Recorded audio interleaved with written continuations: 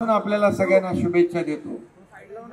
खरं म्हणजे या कार्यक्रमाला उशीर झाला मला यायला, पण तरी सुद्धा एवढ्या सगळ्या लाडक्या बहिणी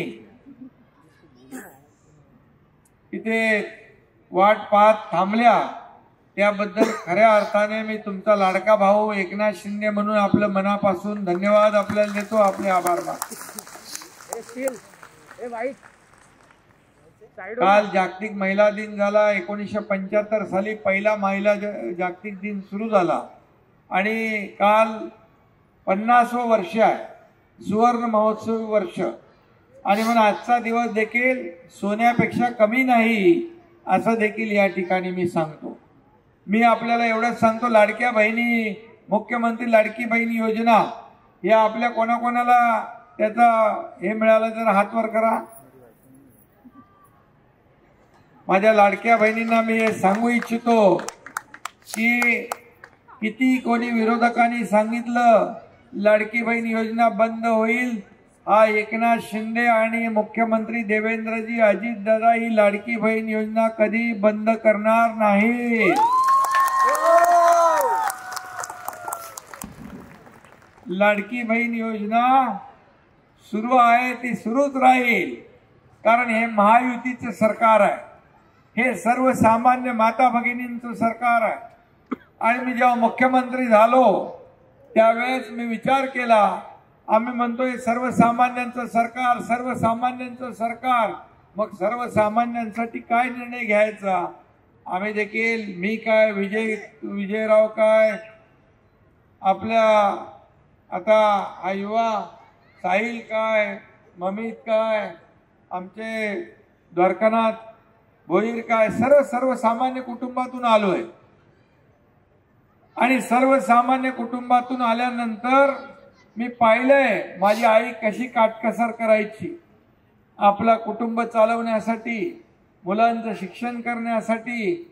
माझ्या पत्नीची पण तगमग मी पाहिली आहे, तिचं पण ओढाताण मी पाहिली आहे।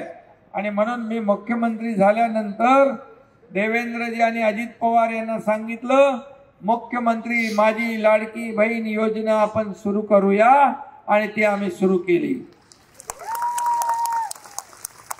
अनेक लोक त्याच्यामध्ये आले, हे चुनावी जुमला आहे, हे काय पैसे देणार नाहीत, कोर्टामध्ये गेले, कोर्टाने पण त्यांना दिली चपराक, पळवलं तिकडून।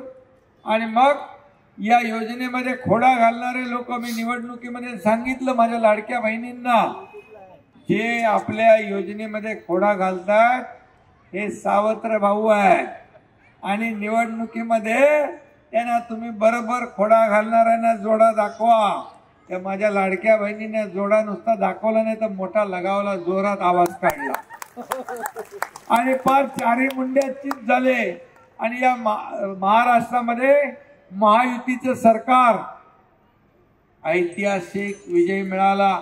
आतापर्यंत कधीच एवढ्या जागा 232, 237 कधी आल्या नव्हत्या। कधी आल्या होत्या विजयराव?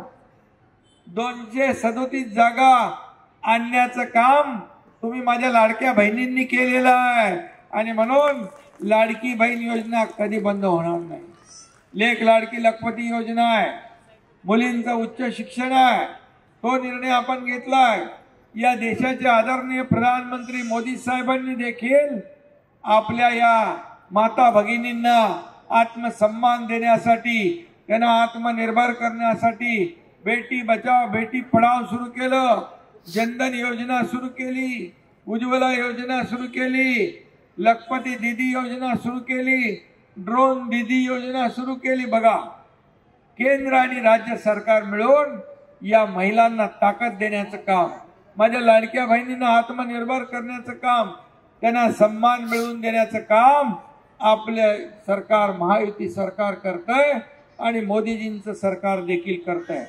आता आपल्याला पाहिजे, लाडकी बहीण योजना झाली, सुरू झाली, आता लाडकी सुरक्षित बहीण, सुरक्षित लाडकी बहीण योजना ती देखील आम्ही आता सुरू केली। आमच्या लाडक्या बहिणींकडे जे वाकड्या नजरेने पाहतील त्यांना देखील जशास तसं उत्तर दिले जाईल।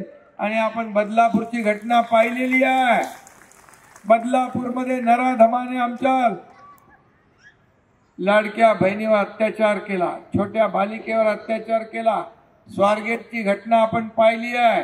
आणि म्हणून या सरकारमध्ये चुकीला माफी नाही। आणि बिलकुल या ठिकाणी अशा प्रकारचे नराधम असतील त्यांना कठोर शासन होईल, त्यांना फास्ट ट्रॅकवर त्यांची आम्ही केस लढवू आणि त्यांना फासावर लटकवल्याशिवाय सरकार स्वस्थ बसणार नाही।